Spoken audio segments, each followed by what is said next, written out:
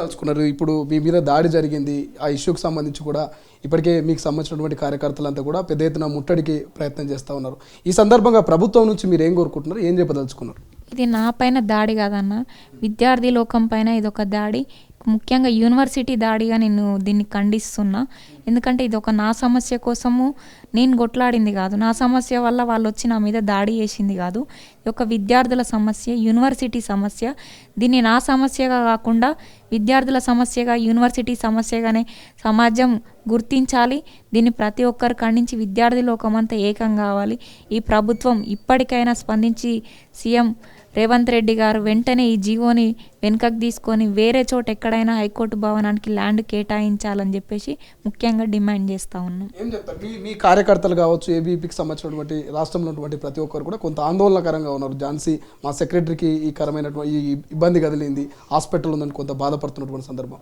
So వాళ్ళందరికీ ఏం చెప్పదలుచుకున్నారు, ఆ యూనివర్సిటీ గురించి ఏం చెప్పదలుచుకున్నారు?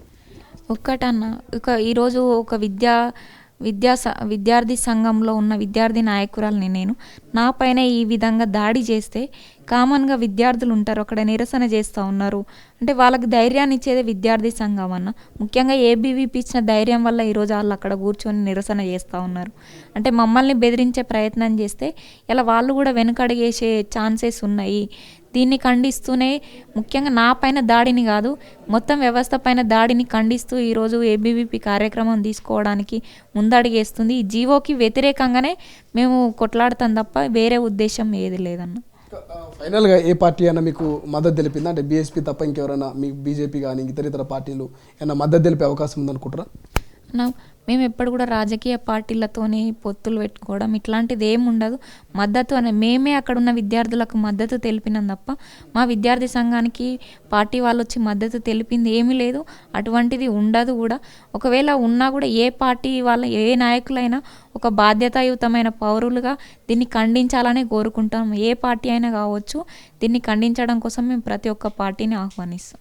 ఏం చెప్తారు మీ మీద దాడికి పాల్పడినటువంటి ఆ ఇద్దరు లేడీ పోలీసులు ఎవరైతే ఉన్నారో వాళ్ళ మీద ఎటువంటి యాక్షన్ తీసుకుంటే బాగుంటుంది అనుకుంటున్నారు మీరు?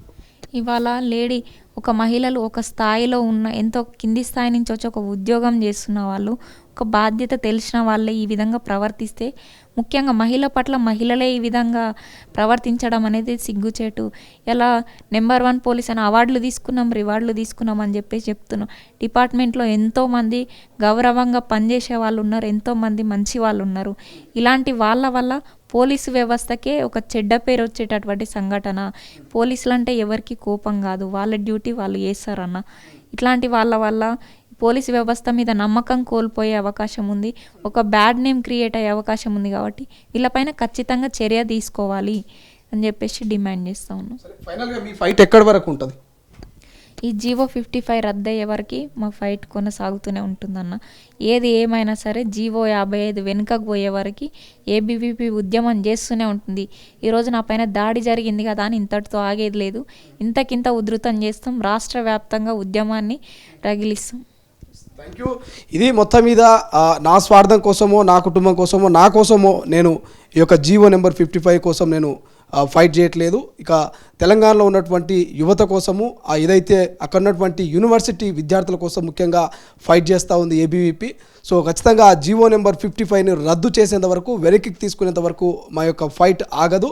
ఇప్పటికే రాష్ట్రంలో ఉన్నటువంటి ఏబీవీపీ కార్యకర్తలంతా ఏకమయ్యారు. ఈరోజు ఇక అవసరమైతే ఆ యొక్క యూనివర్సిటీ దగ్గర ముట్టడికి కూడా ప్లాన్ చేస్తున్నట్టు మనకు తెలుస్తుంది. సో చూద్దాం ఈ యొక్క మొత్తం పూర్తి యొక్క ఈ స్టోరీకి మరి జీవో నెంబర్ 55 అనేది ముడిపడి ఉంది. మరి దీనికి ఏ విధంగా సమాధానం చెప్తుంది, ప్రభుత్వం ఏ విధంగా స్పందిస్తుంది అనేది వెయిట్ చేయాల్సినటువంటి పరిస్థితి. కెమెరా పర్సన్ అజయ్తో శ్రీశైలం, తొలి వెలుగు, హైదరాబాద్.